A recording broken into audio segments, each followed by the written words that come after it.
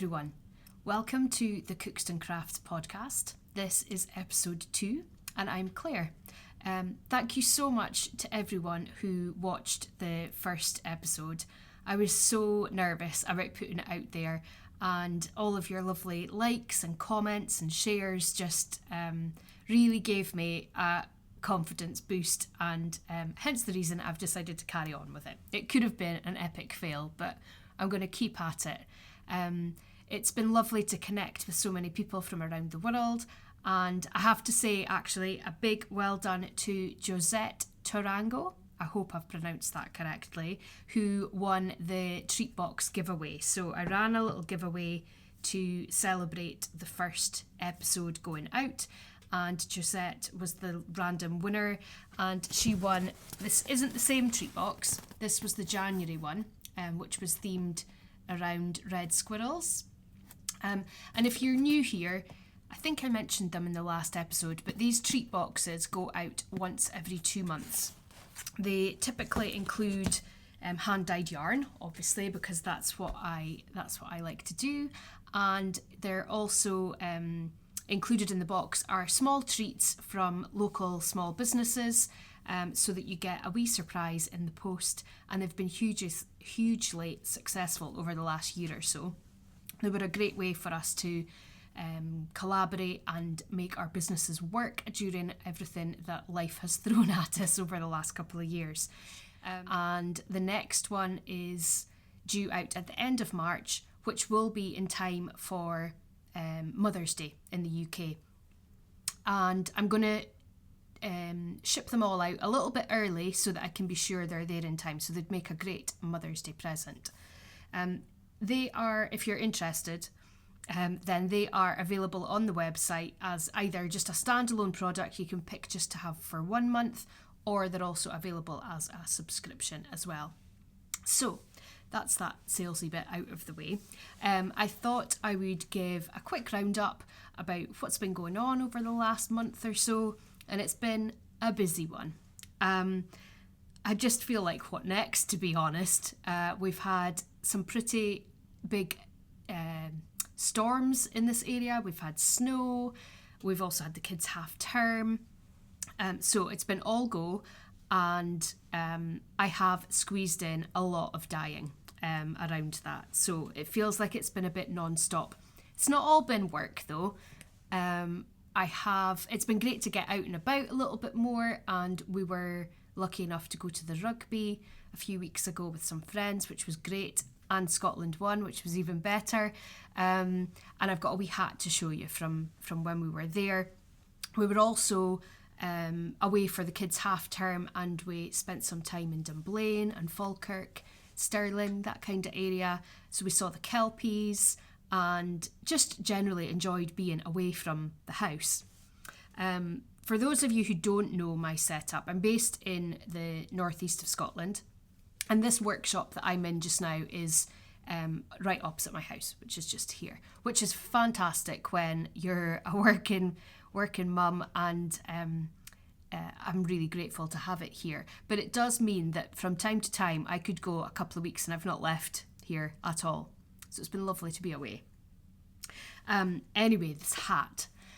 We went to go and see the rugby, and we are big fans of the rugby. It's what my family love to do, but we were away just the two of us without the kids, which was fab. Took me a few days to recover afterwards. And we had a great time with our friends there. And I know that lots of people from around the world have watched the last podcast and hopefully watch this one too. And although we're Scottish and we're very proud to be Scottish, we don't tend to wear our kilts very often. It's a bit of a misconception, I think. But at the rugby, it's a great opportunity to get a little bit patriotic and wear our kilts to watch Scotland. So I have this beautiful green kilt that I bought from Ness a few years ago, and I had a green hat that I knitted to match it. Because we all need a hand-knitted hat to match our outfit, don't we? And I couldn't find it. So the day before we left, I was packing at the last minute, as I always do. I decided, I know, I'll make myself a new one. Doesn't all knitters think like that? Anyway, this is the hat that I knitted. It's the Hourglass hat by Cecile Clark, and I think it's a free pattern on Ravelry. It was knitted with Aran weight yarn, or the pattern's written for Aran weight yarn, but I used a few different skeins, just scraps that I had, a double knit, a fingering weight, and then a lace weight mohair as well. So that kept me lovely and warm. It's really thick and cosy. I don't think I completed all of the repeats. I think there probably should have been another one, but my gauge was probably off because I'd joined so many yarns together, so I stopped it a little bit early because obviously I didn't gauge swatch the day before we went away for the weekend. So other than that, I have been busy preparing lots of new yarns and colourways to coincide with the start of the new season 6 of Outlander. I'm a massive Outlander fan, and I've dyed various Outlander colourways over the years, and I've got some new ones. You'll see some of them here. I've rigged this up so that you guys could see these ones, and I'll show you them in a little bit close up in just a second. But I decided to launch them this weekend because I'm also taking part in the Yorkshire Yarn Fest. So it's been a great virtual show that through a series of lives and things, we've been able to reach new customers and just connect with people online. And I think it's probably doing lives like that and online platforms that has given me the confidence to do this. So I'm very grateful to Yorkshire Yarn Fest, and I'm really excited because I'm going to their in-person show at the end of May. So that's really good. That's my next big show, and I'll be in York. I think it's the 26th of May, but correct me if I'm wrong. So yeah, Yorkshire Yarn Fest this weekend. They always have a theme. So this weekend's theme is amethyst, and I have dyed this yarn here. I've not actually shared it on any social media yet, so you guys are the first to see it. So it's a lovely purple with lots of speckles through it. Some pinky kind of toned speckles and then some bluish purple too.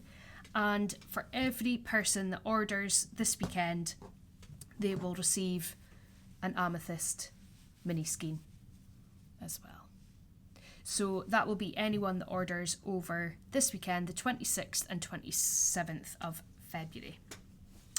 There'll be a shop update, a website update. I've been trying to restock some other yarns as well as these new Outlander ones. And there'll be a big website update. My website is www.cookstoncrafts.com. I'll hopefully manage to put that in on the screen. And all of the new yarns will go live on Friday the 25th at 7 p.m. And it is UK time. And then I'll be live on the Yorkshire Yarn Fest's Instagram feed at 11:20 on Saturday morning. You only get 10 minutes. And as you can probably tell, I like to chat. So 10 minutes is a bit of a whirlwind. So I'm hoping that by recording this video beforehand, you'll see a lot of the yarns in a little bit more detail. And hopefully I won't forget to mention things. I'm terrible for I forgot to mention a whole product range. But anyway, I know I've thrown lots of dates and things at you. And I will put a list of all of those key dates in the description below. What next? Well, we're working on Valentines yarns, and I was a little bit blown away by how popular they were, to be honest. It was quite time consuming. We had a little sock set, which were these. This is called To Me From Me, and it came with this little red mini skein as well. And I did this little sample sock, excuse the ends. That will be a theme through all of my podcasts. I never sew in ends, I'm so lazy. But these are the little colourwork heart socks. And a few people have asked, did I follow a pattern? I didn't. I did loosely. I used the Winwick Mum, Christine Parry's pattern for the basic 4-ply sock. And I charted out this little Fair Isle heart. And you will find that on the actual chart itself I've added to my social media, and I've also added it to my Pinterest board as well. So if you wanted to download it, you can. And I still have a few of these available actually. I've got the sock sets. The mini sets, my goodness, there were lots of them. They're great fun to put together, and I have plans to do mini sets of the Outlander range as well. There's so many great patterns out there for minis, I think, and there's something quite nice and cute about them. Maybe not so much when you've stood and wound like a few hundred. So all of the Valentines minis, they all sold out, so there's none of those left, unfortunately. But what I did with them, I wanted to knit up a sample, and I used the double knit set to make this cowl. Again, ends. This is the Altogether Now cowl by Jamie Lomax, or PNW Knit Design. It's a lovely pattern, great for colour work, and look at this on the inside. Because it kind of flips over when you're wearing it, the cowl, I think it's equally nice on the back with colour work. And because you're only ever working two colours and it's just alternating between one colour and the next, your floats aren't too long. So a great beginner's colour work pattern, I would say. There's probably simpler ones that you could start with, but the floats aren't too long, and it's a nice one for getting your kind of tension right and not stretching things out too much. Incidentally, if you want to go and have a look at my Instagram, I did a free live kind of mini workshop, I guess, on Instagram, where I gave some tips and techniques for colour work, and you'll find that on my IGTV.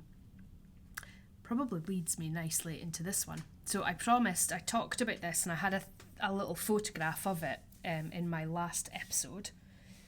But this is the Bridgerton sweater by Unwind Knitwear, and I knitted this for my mother-in-law for her Christmas. And I wanted to show that with colour work, you don't necessarily have to go for semi-solid colours. I think we're put off using a variegated yarn because it sometimes can get a little bit lost in the colour work patterning.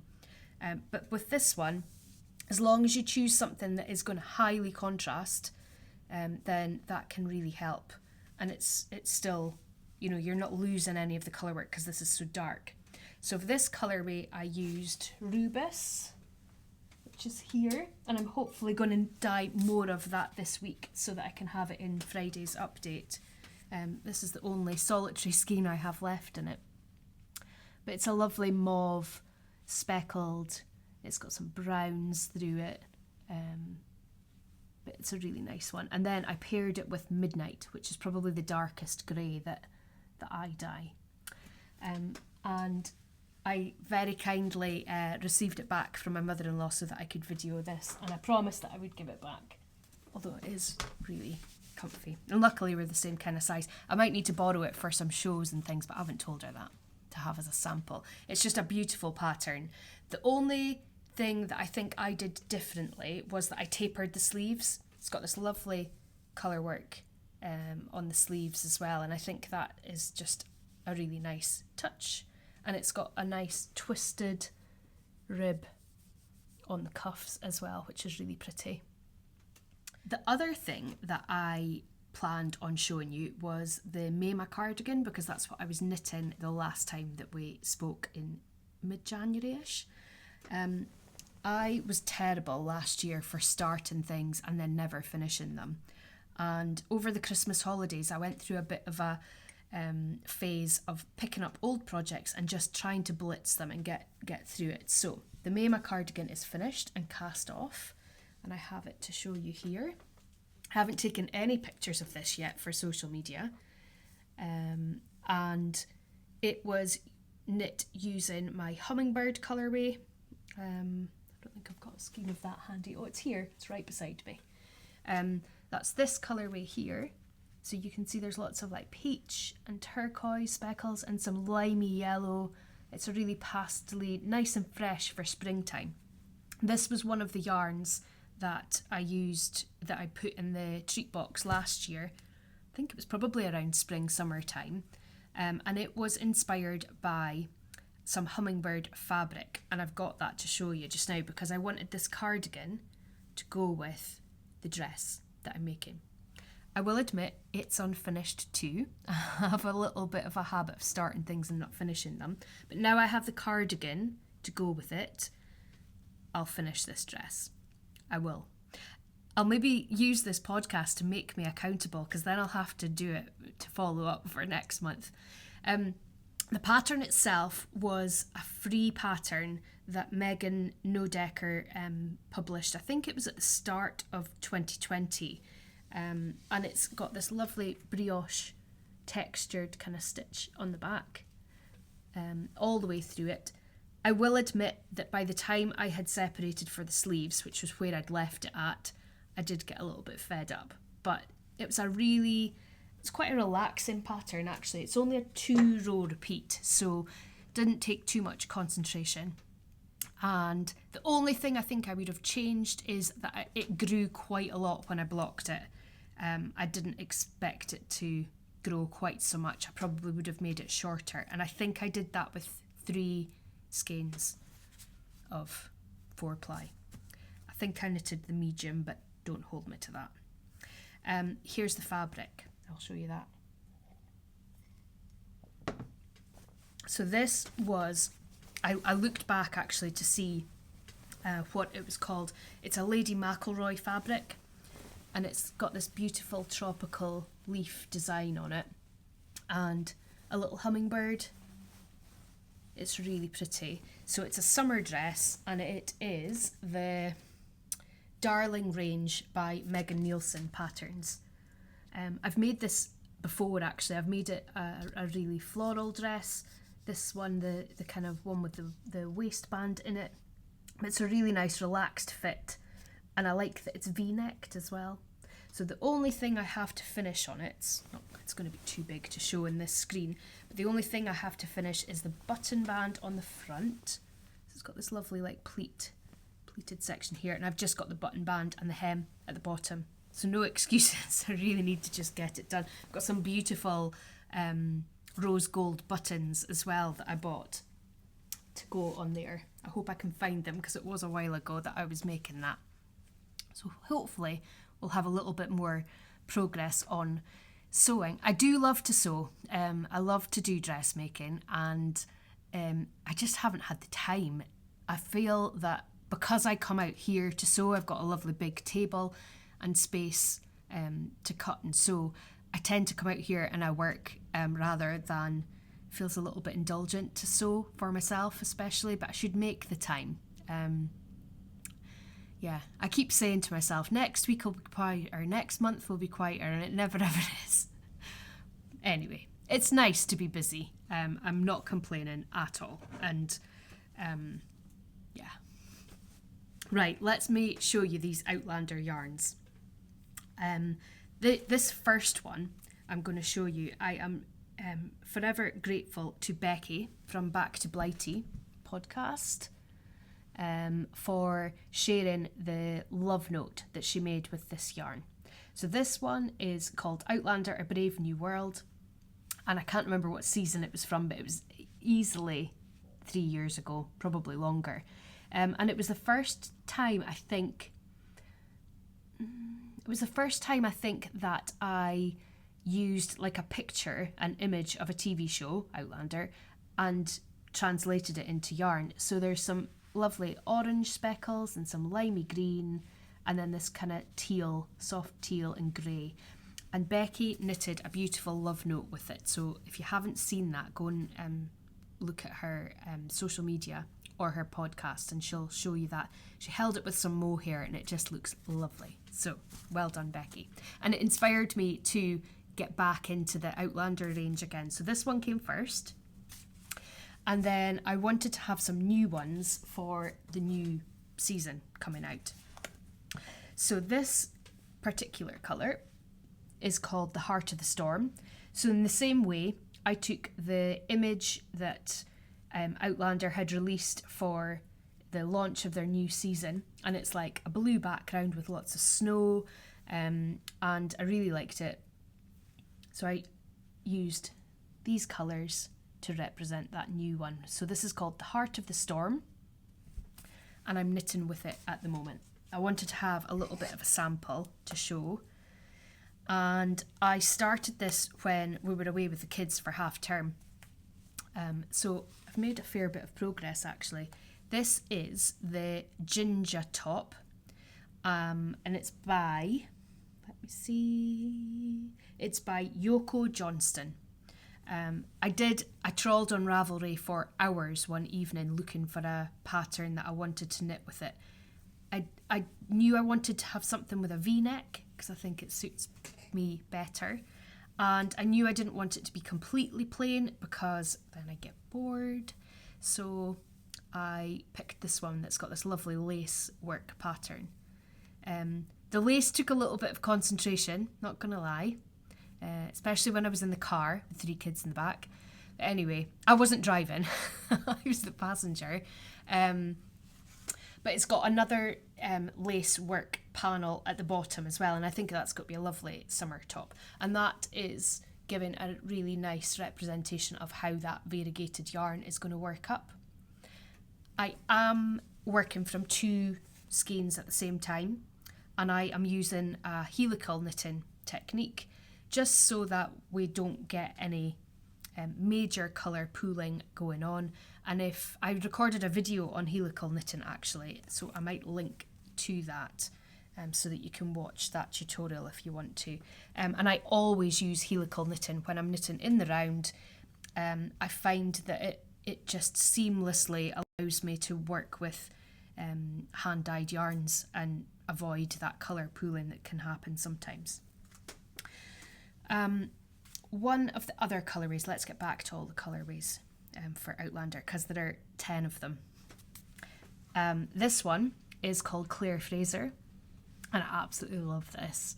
I love deep, rich purples, and this is drawn from one of the outfits that Claire wears in the show, and there's some speckles. So that's going to work up very similarly to the Heart of the Storm.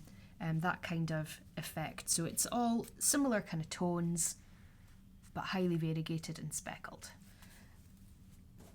All of the Outlander yarns will be available to pre-order.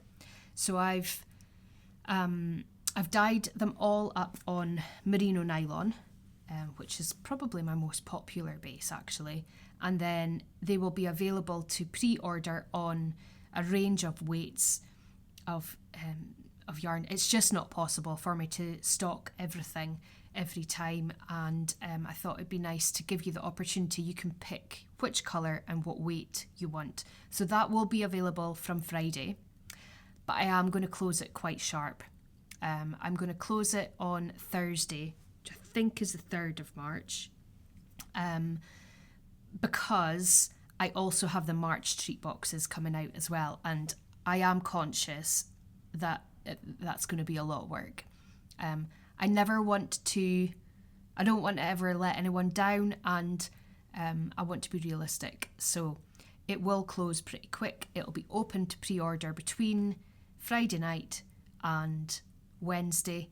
Then it will close. They may well become available again once I get the March treat boxes out, and I'll see how popular it's been. I may well release it again, but for this particular dye slot, get your orders in quick, please, if that's okay. And then I plan a little bit better. My workload is easier to plan from there on in. This one is called Rollo, and it is just a really pale grey and brown based on the dog Rollo. And I think that one is going to work really nicely with some of those darker, the Claire Fraser and the Heart of the Storm.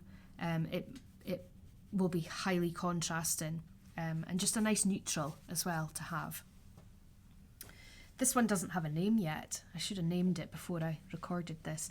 But this one is kind of inspired by the woodland images that you get in Outlander, and there's some purple and some blue speckles in that one. So it's a really highly speckled one. And the other one that's similar to that, if I hold them up together, you'll see the difference. This one is a little bit more yellow. This one is called Cairngorm, and it was a yarn that I dyed for an advent a few years ago. I did a Colours of Scotland advent, so I brought this one back because a few people had asked for it. So there are some warmer kind of oranges. It's definitely a more yellow tone. There, that looks a little bit different, doesn't it? It's definitely got a bit more yellow in it than this one. This is kind of like a darker green. The speckles are darker. Other than that one, we have French Romance. Now this one has been out for quite a while. It's not showing up very well. It's probably too bright. So this one is a lovely delicate pinks, some gold and some green, and there's green speckles through it as well. I knitted a Tegna sweater with this a few years ago, and I'll look that out actually so that I can show you on Saturday for the Yorkshire Yarn Fest. But this one has been really popular. A few people have knitted a lot of lace work with this because it is a really delicate colour, and I think it suits lace work really well. Another one that I've done before, and again similar to French Romance, it's lovely for lace work because it's such a soft colour, and it's just got some pops of purple and also some green. It's called Brianna's Gown, and it's inspired by Brianna Fraser's or Brianna Mackenzie she would be now. It's her wedding gown. But even if you're not an Outlander fan, even if you've never watched it, hopefully you like some of the colourways. I don't think you necessarily need to know the story behind it. This one is another really popular one that I've brought back. It's called King Louis, and it was inspired by a gold and maroon coat, a beautiful embroidered coat that King Louis wore. So that's that one. And then this one is new, brand new. This one is going to be called Roger. And I was looking at some of the images that they've released for the new series, and there's one where Roger, one of my favourite characters, wears this really rich teal coat, and he's got on like a gold waistcoat or something underneath it, and I just thought that would be lovely represented as a colourway. So that will be in the pre-order as well. So they will be available, some of them if you're quick you'll get available straight away if merino nylon 4-ply is what you're looking for, but if you want it on a different weight then the pre-order, and that will, I'm going to say 2 to 3 weeks to give me a little time to get them all done and out of the way. And as I said earlier, I think, maybe I didn't, I'm going to try and do some mini skeins as well, because there are some fab mini skein patterns out there that I think those colours all kind of blend. They're going to be quite harmonious in a project. So yeah, look out for those too. I will have to limit them though. I think I learned my lesson with the Valentines ones. It was funny, while I was dyeing the Valentines ones, the dyeing them doesn't take any time. Well, a little, maybe half an hour per colour. But winding them, oh my goodness. And it's just a repetitive, tedious job that you have to do. I've shared on social media before, and I've got this little battery gun that I use with a hook on the end of it to wind them. But I stand at a doorway, hook them over a door handle. It's highly technical here, you know. And I twist those skeins repetitively all day long. So I think I watched a whole series of Downton Abbey one day. So I associate Downton Abbey with those minis forever now, with those Valentine's yarns. Never done any Downton colours, actually. Maybe there's a potential new colour range to come. Anyway, I think I've got enough to be going on with for just now.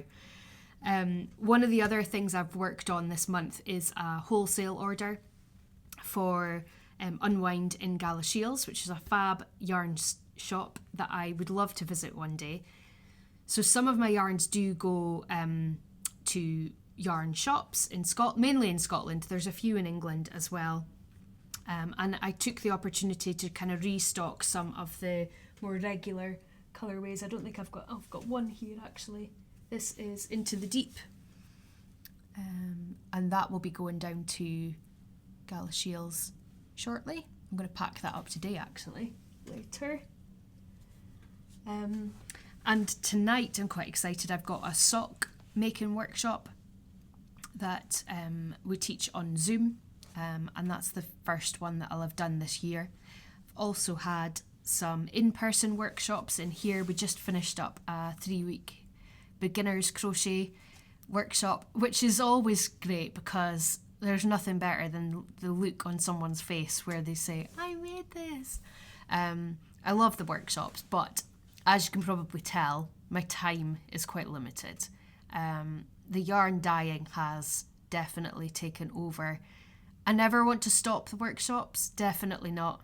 I love sharing this space, but there will be fewer than I did previously run, and I hope that everyone understands.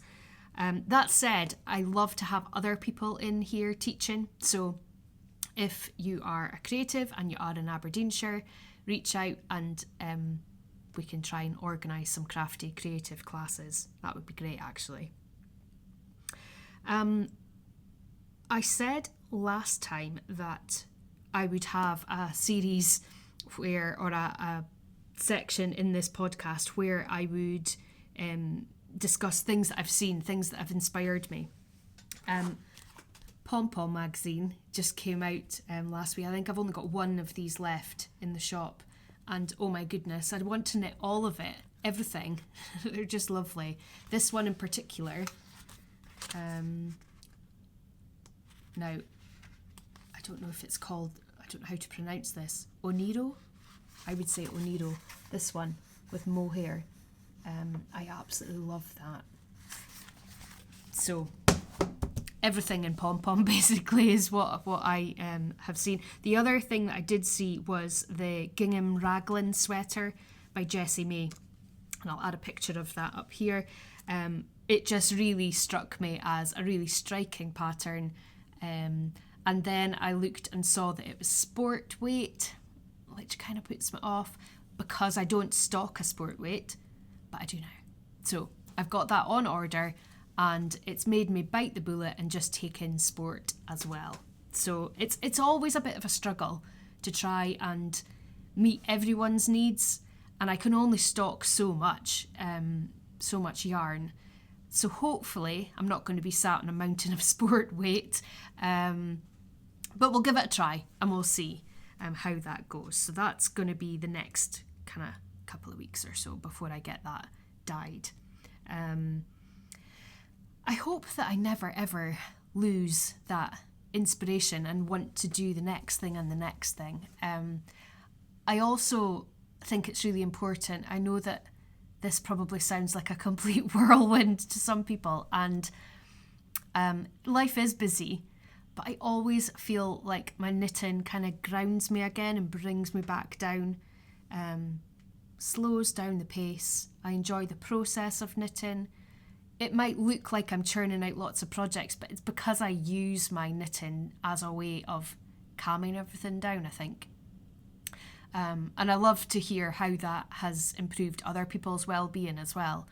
I think that's why I like to have other crafty folks in here, and you see that it makes a real difference to everyone's lives.